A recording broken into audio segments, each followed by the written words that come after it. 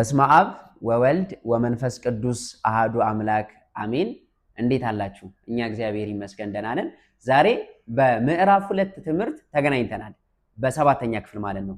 በሰባተኛ ክፍል ምዕራፍ 2 ትምህርታችን የምንመለከተው ስርዓተ ንባባት ነው። እንግዲህ አንድ የቋንቋ ተማሪ በዋነኝነት 4 መሰረታዊ ልምዶች ሊኖሩት ይገባል። ምንድን ናቸው? አንደኛው ምንድነው? ማንበብ። አንዱ ማንበብ ነው። ሌላኛውስ መጻፍ። ሌላኛው ምንድነው? ማዳመጥ። ሌላኛውስ መናገር። ስለዚህ አንድ የቋንቋ ተማሪ በእነዚህ በ4 መሰረታዊ ጉዳዮች ራሱን ማበልጸግና ማዳበር ግዴታው ነው። ስለዚህ ከነዚህ ውስጥ አንዱ ደግሞ ንባብ ነው። ግዕዝ የራሱ የሆነ የንባብ ስርዓት አለው። አንድን የአማርኛ ንባብ እንዴት እናነበዋለን? የሆነ የተለየ ተነሽ ተጣይ ነገር ይኖረዋል? አይኖረውም አይደለም? ምናልባት ለትረካ የተለየ ነገር ከሌለው በስተቀር በመሰረታዊነት የንባብ ተነሽ ተጣይ እንደዚህ ነው የሚል የለውም። ግዕዝ ላይ ግን አለው። የራሱ የሆነ ስርዓተ ንባባት አሉት ማለት ነው። ስለዚህ እነዚህ ንባባት ነው የምንመለከተው። ከቀላሉን ጀምር እስቲ። ሁላችንም ባይሆንም ደግሞ ብዙዎቻችን አቡነ ዘበሰማያትን እንችላለን። ይሄ ማለት በአማርኛ አባታችን ሆይ ማለት ነው። ታዲያ አቡነ ዘበሰማያትን ስናነብና ወይም ደግሞ በአቡነ ዘበሰማያት ስንጸልይና በአማርኛ አባታችን ሆይ ስንል አንድ አይነት ነው? አባታችን ሆይ በሰማያት የምትኖር እንላለን። በግዕዝስ አቡነ ዘበሰማያት ይትቀደስ ስምከ እንላለን? አንልም። የኔታ ሲያስተምሩን ምን ይሉናል? አቡነ ዘበሰማያት ይትቀደስ ስምከ ይሉናል የኔታ። ስለዚህ እዚህ ጋር የሆኑ ድምጾች ይነሳሉ፣ የሆኑ ድምጾች ይጣላሉ፣ የሆኑ ድምጾች ሰያፍ ይነሳሉ፣ የሆኑ ድምጾች ይወድቃሉ፣ የሆኑ ድምጾች ደግሞ ይናበባሉ። ዛሬ በዋነኝነት 5 የግዕዝ ስርዓተ ንባባትን እንመለከታለን። ዋነኞቹ እንጀምር። አንደኛው ተነሽ ነው። ተነሽ ከስሙ መረዳት እንደምንችለው አንድ በግዕዝ ቋንቋ የተጻፈ ጽሑፍ ተነሽ ነው ካልን ይነሳል ማለት ነው። ከሰውነታችንም ቀና ያደርገናል። አቡነ ስል ከሰውነቴም ቀና ያደርገኛል። ስለዚህ ይሄ ንባብ ተነሺ ነው ማለት ነው። አቡነ ተነሽ ነው። በጣም ጥሩ። ከተነሽ ቀጥሎ ወዳቂን እንመልከት እስቲ። ወዳቂ ባለፈው የቁጥር ትምህርታችን ላይ ቁጥሮች ሲነበቡ የራሳቸውን አነባበብ አላቸው ብለን ተናግረን ነበር አይደለ? ስለዚህ አሃዱ ስንል ይሄ ንባብ ምን አይነት ንባብ ነው? ወዳቂ ነው። አሃዱ እንላለን። አሃዱ። በጣም ጥሩ። ሶስተኛው ንባብ ሰያፍ ተነሽ። ሰያፍ ተነሽ። ገብርኤል ገብርኤል እንላለን። ይሄ ምን አይነት ነው? ሰያፍ ተነሽ ነው። ከተነሽ ጋር ምን አይነት ልዩነት አለው? እንመለከተዋለን። አራተኛው ንባብ ተጣይ ነው። ተጣይ ሰማይ ሰማይ። ይሄ ንባብ ተጣይ ነው። ከወዳቂ በምን ይለያል? እንመለከተዋለን። አምስተኛው ንባብ ተናባቢ ነው።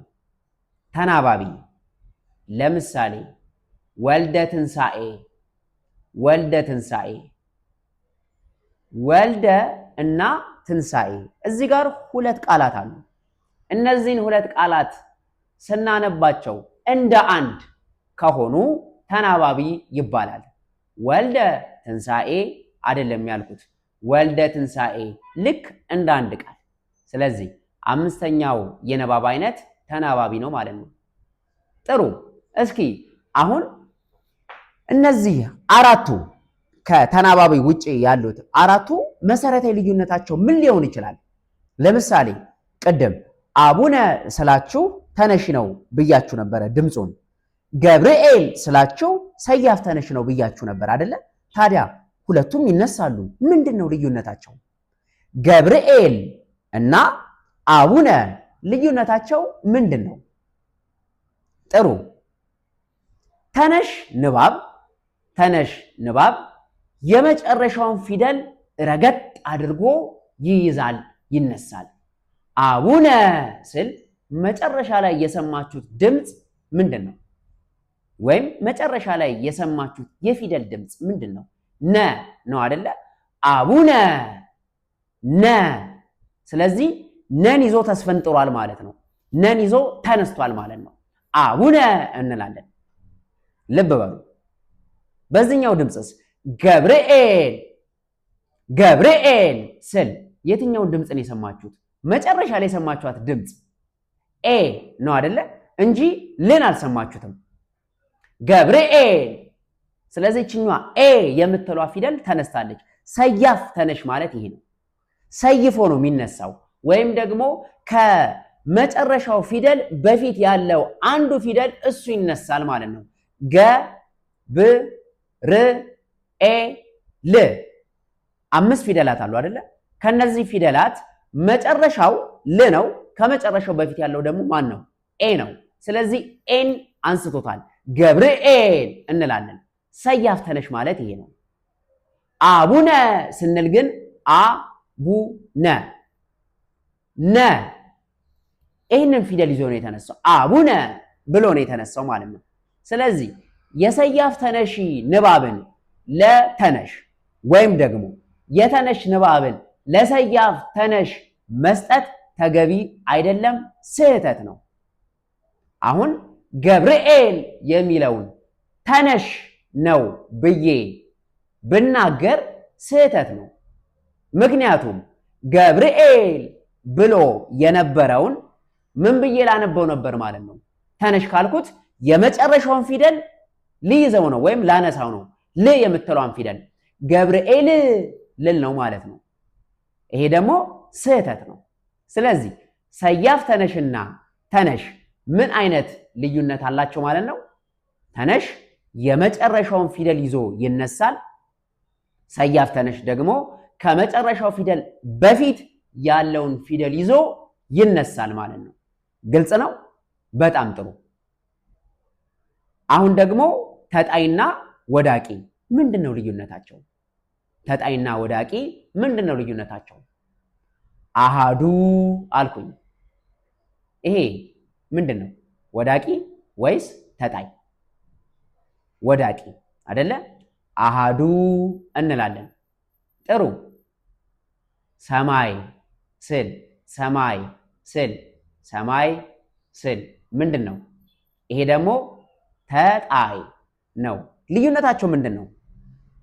ተነሽና ሰያፍ ተነሽ ልዩነታቸው ከገባችሁ የወዳቂና የተጣይም ልዩነት ይገባችኋል።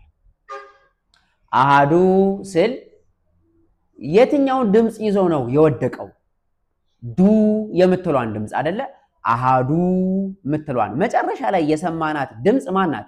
ዱ ምትሏነች። ስለዚህ ዱን ይዞ ምን ብሏል ማለት ነው? ወድቋል። አሃዱ እንላለን። ሰማይስ? ሰማይ ወይም ደግሞ ሰማይ እስኪ በሉ ሰማይ። በጣም ጥሩ። ይህን ሰምታችኋታል በደንብ? አልተሰማችሁ? የተሰማችሁ ማናት? ማ የምትለው ድምፅ ሰማይ አይደለ? አሁን ለምሳሌ ድንገት እንኳን ሰማ ብል አሁን ይህን አላልኩም፣ ሰማ ነው ያልኩት። ይህን አልጠራኋትም። ግን ሰማይ ስል ይህን ጠርቻታለሁ፣ ግን የተጠራች አትመስልም አይደለ?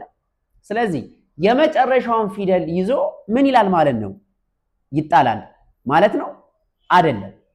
ከመጨረሻው ፊደል በፊት ያለውን ፊደል ይዞ ይጣላል ማለት ነው እንጂ ሰማይ ወዳቂ ነው ብል ኖሮ ልክ እንደ አሃዱ ምን ብዬ አነበው ነበር ማለት ነው። አሃዱ ብዬ ዱን እንዳወደኩት ሰማይ የምትለዋን ድምጽ ምን አረጋት ነበር ማለት ነው። ሰማይ እለው ነበር። ይሄ ደግሞ ስህተት ነው። ስለዚህ ተጣይ ስንል ሰማይ፣ ወዳቂ ስንል ደግሞ አሃዱ እንላለን ማለት ነው። ልዩነቱ ግልጽ ነው አይደለ? በጣም ጥሩ። ስለዚህ የወዳቂን ንባብ ለተጣይ፣ የተጣይን ንባብ ለወዳቂ መስጠት አይገባም። ተናባቢ ቀላል ነው አይደለ? ሁለት ወይም ከዛ በላይ የሆኑ ቃላትን ልክ እንደምን ማንበብ ማለት ነው? እንደ አንድ። የአብዛኞቻችን የክርስትና ስም ምንድን ነው? ሁለት ነው አይደለ? ከሁለት ቃላት የተጣመረ ነው አይደለ? ወልደ ትንሣኤ፣ ገብረ ማርያም እንላለን አይደለ? ስለዚህ አሁን ገብረ ማርያም የተባለ ሰው ሲጠራ ወይም ደግሞ የንስሐ አባቱ እሱን ሲጠሩት ገብረ ማርያም ነው እንደሚሉት አይደለም። ማን ነው የሚሉት? ገብረ ማርያም አይደለ? ልክ እንደ አንድ ቃል ያነቡታል ማለት ነው። ስለዚህ ሁለትና ከዛ በላይ የሆኑ ቃላትን ልክ እንደ አንድ ማንበብ ምን ይባላል ማለት ነው? ተናባቢ ወይም ደግሞ ማናበብ እንላለን ማለት ነው። ስለዚህ በዋነኝነት ግዕዝ ላይ የሚገኙ 5 መሰረታዊ ንባባትን ተመልክተናል። የመጀመሪያው ምን ነበረ? ተነሽ፣ ሁለተኛው ወዳቂ፣ ሶስተኛው ሰያፍ ተነሽ፣ አራተኛው ተጣይ፣ አምስተኛው ተናባቢ የሚለው ነው ማለት ነው። ጥሩ። አሁን የቤት ስራ ሰጣችኋለሁ። በቀጣይ የማሳያችሁ በጣም አጭር ቪዲዮ አለ። እዛ ቪዲዮ ላይ ምን አይነት ስርዓተ ንባባትን ተመለከታችሁ? እያንዳንዱ ቃል ሲነበብስ እንዴት ነው? ሶበ ኮነ ጥቀ ዝናመ ክረምት ቀለመ ወሰማይ ረቀ። መልሱን በአስተያየት መስጫው ስር ትጽፉልኛላችሁ ማለት ነው። በቀጣይ በምዕራፍ 3 ትምህርታችን እንገናኛለን። እስከዛው ሰላም ቆዩ። ወስብሐት ለእግዚአብሔር።